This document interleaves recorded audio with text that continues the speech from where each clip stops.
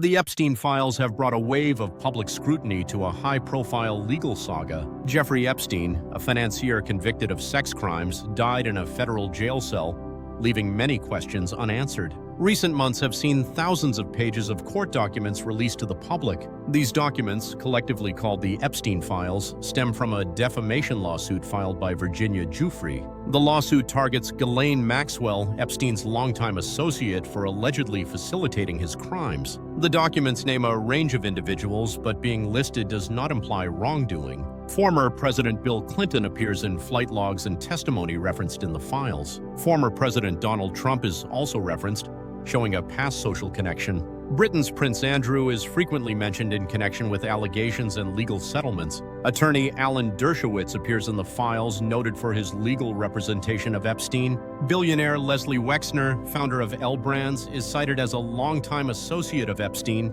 Modeling scout Jean-Luc Brunel, now deceased, is listed among the named individuals. The released files consist mainly of depositions, legal motions, and exhibits. Most of the content is highly redacted, emphasizing the confidential nature of the proceedings. Legal experts stress that the documents are not findings of fact, but allegations presented in civil court. The files include testimonies that have not been cross-examined in a criminal trial. Several named individuals have publicly denied any involvement or knowledge of wrongdoing. Transparency advocates argue that public access to these records is essential for accountability. For victims, the documents represent a step toward recognition of their stories in the public domain. Media outlets worldwide have covered the release, publishing headlines about the Epstein files. The releases have sparked renewed debate over the reach of powerful networks and the limits of legal immunity. Critics caution that the presence of a name in a document does not equate to culpability. Legal scholars note that civil lawsuits often bring to light information unavailable in criminal courts. The Epstein files will likely continue to be examined as more pages become searchable online.